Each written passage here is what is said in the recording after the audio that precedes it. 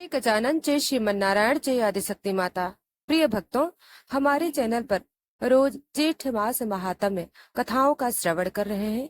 तो प्रिय भक्तों, जैसा कि आप जानते हैं, जेठ मास महात्म्य कथा अध्याय 27 तक श्रवण कर चुके हैं।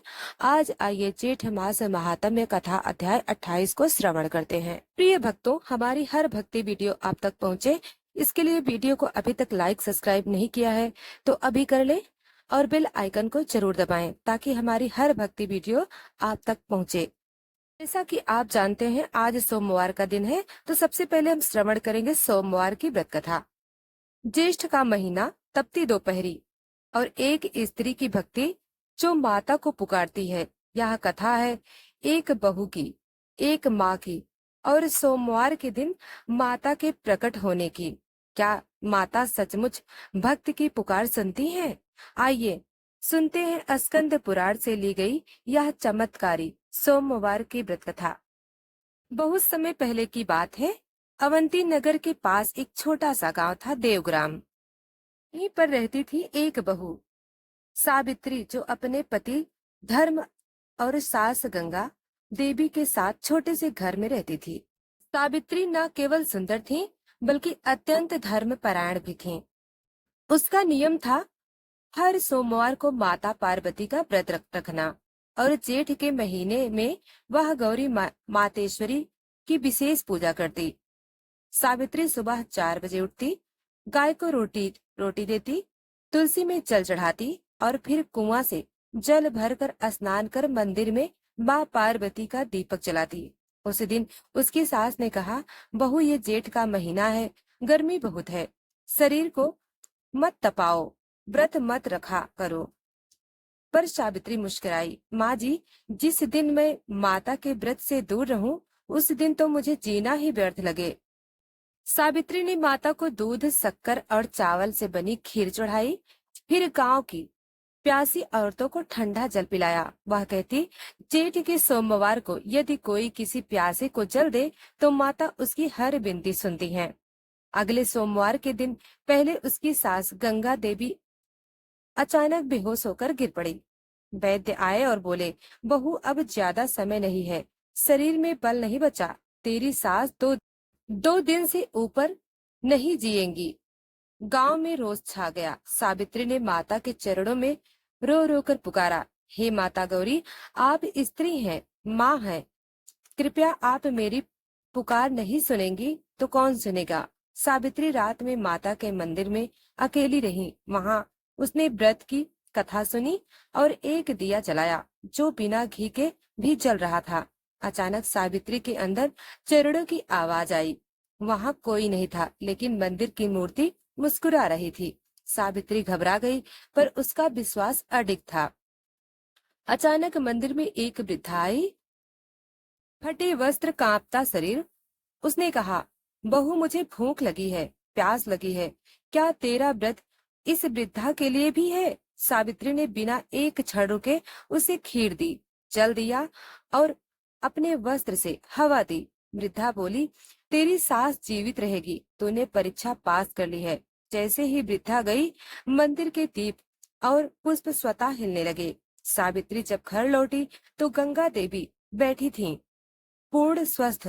वे बोली, बहू, रात को एक स्त्री मेरे सामने सपने में आई। उसने कहा, तेरी बहू ने सोमवार की सेवा से तुम्हें मृत्यु से बचाया है, और उसने मेरे सिर पर जल डाला। उसके बाद मैं धीरे धीरे ठीक हो गई। गांव के लोग चकित थे। सावित्री की यह बात फैल गई। सभी स्त्रियां जेठ के सोमवार व्रत को करने लगीं। गांव में यह नियम बन गया, हर जेठ सोमवार को 11 स्त्रियां मिलकर माता के मंदिर में दीप जलाएंगी और पहली स्त्री को खीर का दान देंगी। सोमवार प्रातः स्नान कर सफेद वस्त्र पहने, तांबे के पात्र में जल, सफेद पुष्प, चावल और अक्षत रख कर शिव पार्वती को अर्पित करें। ओम सोमाय नमः, ओम गौरी पतये नमः मंत्र का जाप करें। व्रत कथा पढ़ें अथवा सुने। माता को खीर, मिश्री, नारियल चढ़ाएं। गरीब स्त्रियों को जल, चावल या खीर का दान करें। रात को मंदिर में दिया जलाकर प्रार्थना करें, माता मेरे घर का सुख से रहे। शिव जी ने स्वयं स्कंद से कहा, जेठ मास के सोमवार को माता गौरी की उपासना स्त्री को सौभाग्यवती बनाती है। जो अपनी सास की सेवा करे, इस दिन वह स्वर्ग में स्वयं अप्सराओं के समान सम्मान पाती है। प्रिय भक्तों, जब बहू सावित्री ने माता को पुकारा तो माता स्वयं वृद्धा बनकर आई। और जब मानव सेवा में श्रद्धा हो तो व्रत सफल हो जाता है। यह जेठ का सोमवार केवल उपवास नहीं, यह एक माँ और बहू के रिश्ते का पुनर्जन्म था। श्री शिव बोले, सोमवार व्रत की जय। तो प्रिय भक्तों, अब आइए श्रवण करते हैं स्कंद पुराण जेठ महात्म्य कथा अध्याय 28। जब तपती धरती पर पांव जलने लगते हैं, जब सूर्य अपनी संपूर्ण प्रखरता में होता है, तब एक स्त्री नंगे पांव भीगे वस्त्रों में माँ भगवती को पुकारती है। जेठ मास में तपस्या करती है। आज हम सुनते हैं स्कंद पुराण से ली गई वह रहस्यमयी कथा, जिसमें सूर्य देव ने ली एक ब्राह्मणी की परीक्षा और जेठ के दान, व्रत और सेवा से हुआ असंभव चमत्कार। प्राचीन काल में कौशाम्बी नगर के समीप एक छोटा सा आश्रम था। वहां रहते थे ब्रह्मचारी दत्तात्रेय और उनकी धर्मपत्नी सत्यव्रता। दोनों अत्यंत निर्धन थे, परंतु धार्मिक आस्था से भरपूर। सत्यव्रता व्रता का नियम था, हर जेठ मास में पूरे 30 दिनों तक उपवास, सेवा और सूर्य का पूजन। सत्यव्रता हर दिन सूर्योदय से पूर्व उठकर नदी में स्नान करती, भीगे वस्त्र ही पहनती, सिर पर जल से भरा कलश रखकर पैदल सूर्य मंदिर जाती। वहां 108 बार सूर्य मंत्र का जाप करती। ओम घृणी सूर्याय नमः। उस दिन भीषण गर्मी थी। धरती पर पैर रखते ही छाले पड़ जाए, ऐसी लू चल रही थी। पर सत्यव्रता ने अपना नियम नहीं छोड़ा। सत्यव्रता की तपस्या देख स्वयं सूर्यदेव चकित हुए। उन्होंने सोचा, क्या यह स्त्री वास्तव में मेरी भक्ति कर रही है या किसी इच्छा की पूर्ति के लिए? अतः उन्होंने उसकी परीक्षा लेने का निश्चय किया। एक दिन सूर्यदेव एक भिक्षुक का रूप लेकर आश्रम के पास आए। भिक्षुक ने कहा, हे ब्राह्मणी, मुझे प्यास लगी है, पर जल वो दो जो तेरे उपवास के लिए संचित किया गया हो। यह व्रत का जल था, वही जल जिससे वह सूर्य पूजन करती। पर सत्यव्रता ने एक क्षण भी बिना सोचे उसने वह जल भिक्षुक को दे दिया। भिक्षुक ने मुस्कुराकर पूछा, तेरे पूजन का क्या? वह बोली, यदि मेरे भाव सच्चे हैं तो सूर्यदेव बिना जल के भी मेरी भक्ति स्वीकार करेंगे। अगले दिन सूर्यदेव ने ताप दुगना कर दिया। गांव की सारी नदियां सूख गईं। पशु पक्षी मरने लगे। लोग सत्यव्रता को दोष देने लगे, तूने सूर्य के जल को त्यागा, अब सूर्य क्रोधित है। पर सत्यव्रता शांत रही। उसने उसी सूखी धरती पर बैठकर अपनी साड़ी का एक दुपट्टा फाड़ा और जल विहीन सूर्य की आराधना करने लगी। जैसे ही सत्यव्रता ने आंखें बंद की, एक दिव्य स्वर गूंजा, बेटी, तेरा त्याग अब माँ को खींच लाया है। माँ को भाव चाहिए, चल नहीं। माँ भगवती प्रकट हुई। उनकी आंखों से अमृत छलका, जिसने सूखी धरती पर हरा कर दिया। सूर्यदेव भी अपने रथ से प्रकट हुई। उन्होंने कहा, हे सत्यव्रता, तूने भक्ति की परिभाषा ही बदल दी। तेरे भाव ने अग्नि को शांत कर दिया। आज से जो भी जेठ मास में निर्जल रहकर दूसरों की सेवा करेगा, मैं उसे दीर्घ आयु और तेज प्रदान करूंगा। जिन खेतों में वर्षों से जल नहीं था, वहां हरियाली छा गई। सत्यव्रता के नाम से गांव में सत्यव्रत कुंड बना, जहां हर वर्ष जेठ माह में श्रद्धालु जल चढ़ाने आते हैं। प्रिय भक्तों, जेठ माह में दूसरों को जल देना स्वयं की तपस्या से भी बड़ा पुण्य है। यदि कोई स्त्री या पुरुष बिना फल की इच्छा किए भक्ति करे तो ईश्वर उसे स्वयं चुनते हैं। सत्यव्रता जैसी स्त्री केवल धरती नहीं, ब्रह्मलोक को भी पवित्र करती हैं। भी भक्त इस अध्याय को जेठ मास में सुनते हैं, उनके घर में अग्नि, जल और अन्न की कमी नहीं होती। उनके घर में संतान, सुख और शांति निवास करती है। सूर्य देव उन्हें दीर्घ आयु और रोग मुक्त जीवन देते हैं। भक्तों, जब एक स्त्री बिना किसी स्वार्थ के केवल भक्ति से सूर्य को जीत सकती है, तो हम क्यों ना अपने हृदय में उस श्रद्धा को जगाएं। आइए इस जेठ माह में जल दान करें, सेवा करें और सत्यव्रता की भांति माँ को हृदय से पुकारें।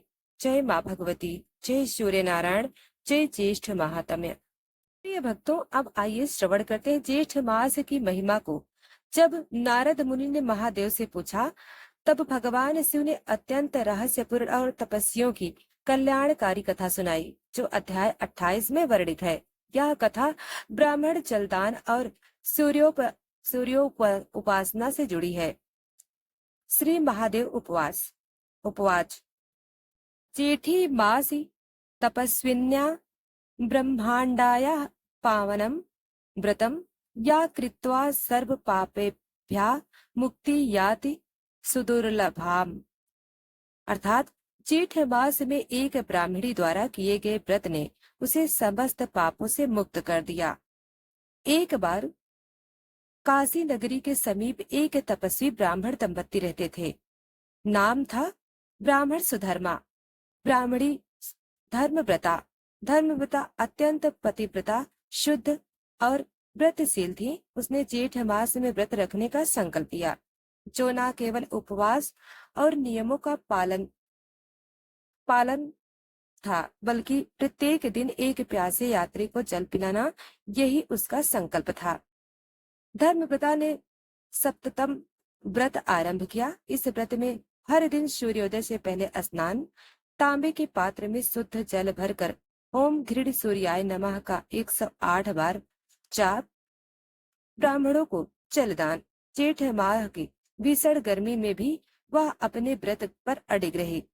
धर्मव्रता ने निष्ठा देख स्वयं ब्रह्मा जी ने इंद्र को भेजा और कहा, यदि यह स्त्री व्रत से विचलित न हो तो इसे त्रिलोक वंदनी मानकर इसका पूजन करना होगा।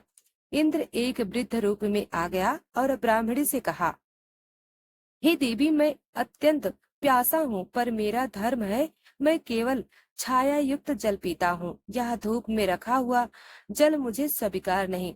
यह सुनकर धर्मव्रता ने खुद अपने वस्त्र से एक छाया बनाई और उसी में रख कर जल पिलाया।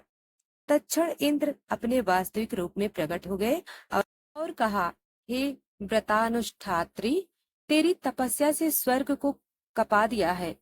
अब तू जो चाहे वर मांग ले। धर्मव्रता ने कहा, मैं बस यही चाहती हूँ कि जो भी स्त्री अथवा पुरुष जेठ मास में जल दान करे, सूर्य पूजन करे, व्रत करे, उसे ना कभी प्यास लगे, ना तृष्णा सताए।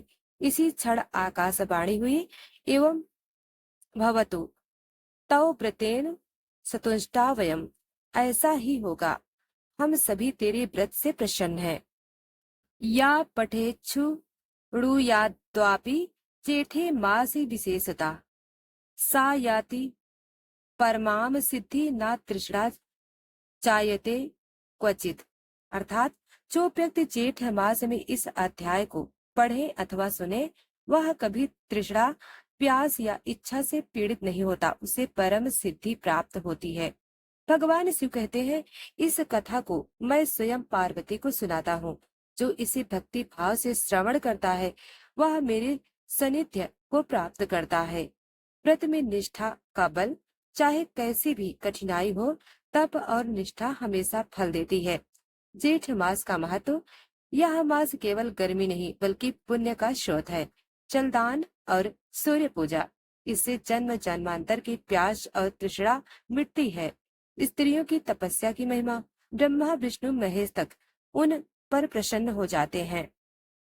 जब जेठ की धूप किसी अग्नि से कम नहीं होती और जब जल का एक लोटा जीवन का वरदान बन जाता है, तब होती है उस पुण्य मास की महिमा, जिसकी कथा सुनने मात्र से पुण्य, संतान, मोक्ष और स्वर्ग की प्राप्ति होती है। आइए सुनते हैं एक ऐसी कथा जो जन्म जन्मांतर के कष्ट को हरने वाली है। स्थान कुरुक्षेत्र के समीप एक छोटा सा गांव, काल प्राचीन काल। वहां एक वृद्धा ब्राह्मण रहता था। नाम था वासुकी। वह अत्यंत ज्ञानी, शास्त्रों का पठन पाठन करने वाला था, परंतु उसकी एक ही पीड़ा थी, वह संतानहीन था। उनकी पत्नी सौम्या भी व्रत व्रता, धर्मनिष्ठ और तपस्विनी थी। दोनों ने काशी, गया, पुष्कर और हरिद्वार तक की यात्रा की, सैकड़ों व्रत किए, पर कोई संतान नहीं मिली। ज्येष्ठ मास आरंभ हो चुका था। उसी दिन दोपहर की लूक भयंकर थी। वसुकी अपने द्वार पर बैठा उदास था। तभी एक तपस्वी संत वहां आए। वे बोले, हे ब्राह्मण, तेरा मुख क्यों मलिन है? वसुकी ने कहा, मैंने सारा जीवन धर्म में लगाया, फिर भी संतान का सुख नहीं पाया। संत ने मुस्कुराकर कहा, क्या तूने कभी जेठ मास का जलदान किया? वसुकी बोला, नहीं, क्योंकि इस मास में गर्मी में कोई बाहर नहीं निकलता। संत बोले, हे बसुकी, तूने वेद पढ़े, शास्त्र पढ़े, पर इस साधारण से जलदान को नहीं समझा। जेठ मास में जेठ मास का एक लोटा जल यदि किसी प्यासे को दिया जाए तो वह जल पितरों तक जाता है और संतान रहित जीवन में संतान के बीज बोता है। बसुकी ने आश्चर्य से पूछा, कैसे? संत ने कहा, मैं एक समय मृत्यु के द्वार पर गया था। वहां देखा एक आत्मा बिलख रही थी। उसने जीवन भर तप किया था, पर केवल जेठ मास में जलदान नहीं किया। यमराज ने कहा, तेरा पुण्य अधूरा है। जलदान से तूने दूसरों की प्यास बुझाई होती तो आज तुझे जल की कमी नहीं होती। बसुकी ने उसी क्षण संकल्प लिया, मैं प्रतिदिन दोपहर को समय एक लोटा जल लेकर निकलूंगा और प्यासे को जल पिलाऊंगा। उसने तपती धूप में सफर शुरू किया। गांव से बाहर वन की ओर तीसरे दिन एक मृत प्राय बालक वृक्ष के नीचे गिरा मिला। वसुकी ने उसे जल पिलाया। बालक ने आंखें खोलते हुए कहा, पिताश्री। वसुकी चौंका, क्योंकि उसकी कोई संतान नहीं थी। तभी वहां दिव्य प्रकाश हुआ। वह बालक रूप कोई और नहीं, स्वयं नारायण थे। भगवान विष्णु बोले, हे ब्राह्मण, तेरे इस एक जलदान से तेरे समस्त पाप नष्ट हुए। मैं तेरे जीवन में संतान स्वरूप ज्ञान, सम्मान और मोक्ष तीनों दूंगा। तभी वसुकी की पत्नी सौम्या वहां आई।